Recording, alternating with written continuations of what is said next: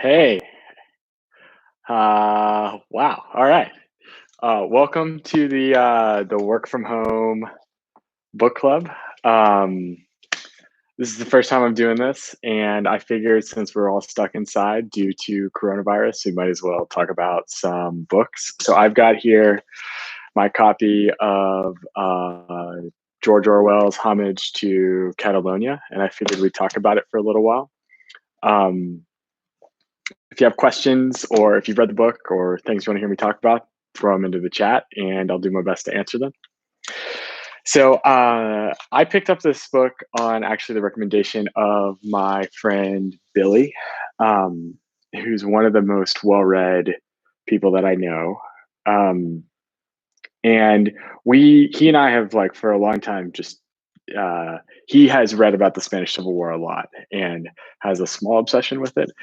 Anyway, and he knows that George Orwell is one of my favorite writers, and so yeah, so that's why I picked it up. I figured it'd be an opportunity to learn about the Spanish Civil War a little bit, um, and some of the formative influences of the guy who wrote probably my second favorite book, which is 1984. So let me give you three things that I liked about this book.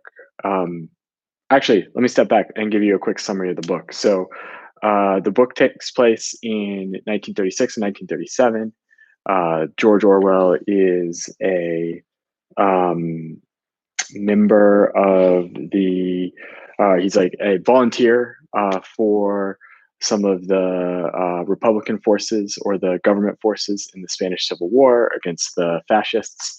And George Orwell does kind of a whole lot of nothing before ultimately getting wounded and fleeing from uh, some of the infighting on the kind of government side of the Spanish Civil War.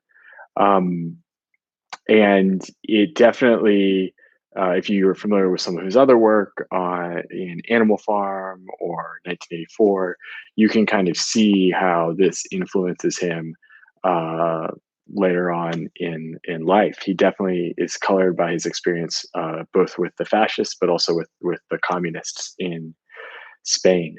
Um, so three things I really appreciated about this book. Uh, First in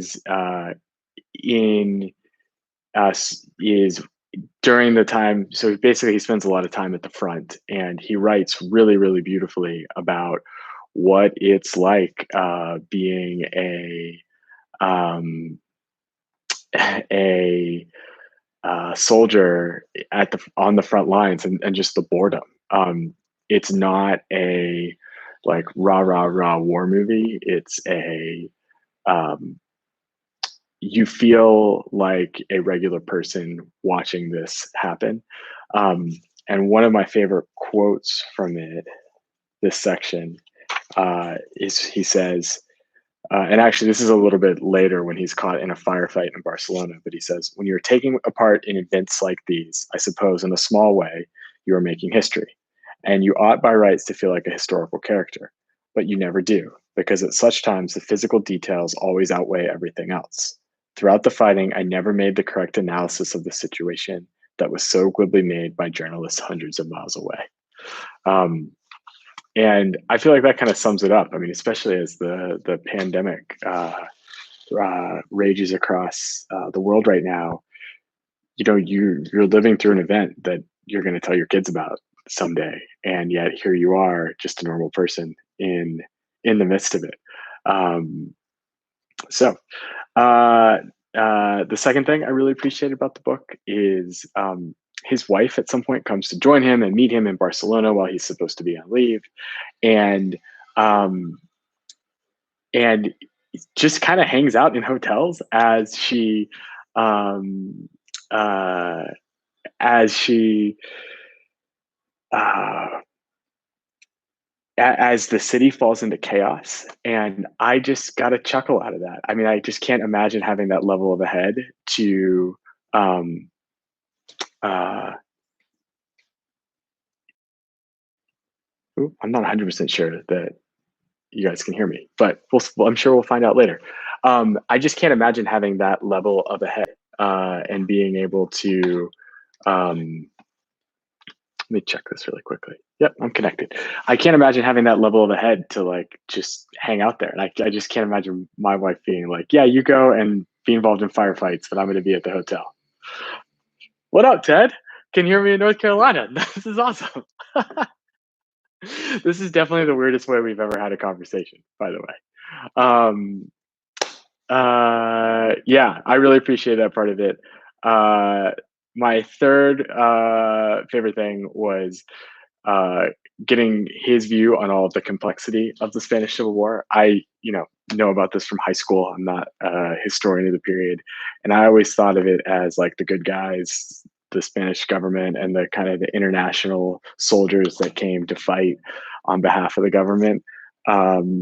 Versus the bad guys, the fascists, but it was way more complex than that. And um, he, not a lot of kind things from George Orwell's perspective about the communist involvement there. And if anything, he kind of used them as like pretty like as a yeah, wanting to keep the order of in a way like the totalitarian order in a way, um, versus the kind of rebel forces or the anarchist forces that wanted maybe like a more pure egalitarian society. Um, so yeah, so that's what I thought about the book. Any questions from the live audience or anything have you guys read this? Um, uh, yeah, anything that stood out to you? All hundreds of thousands of you out there.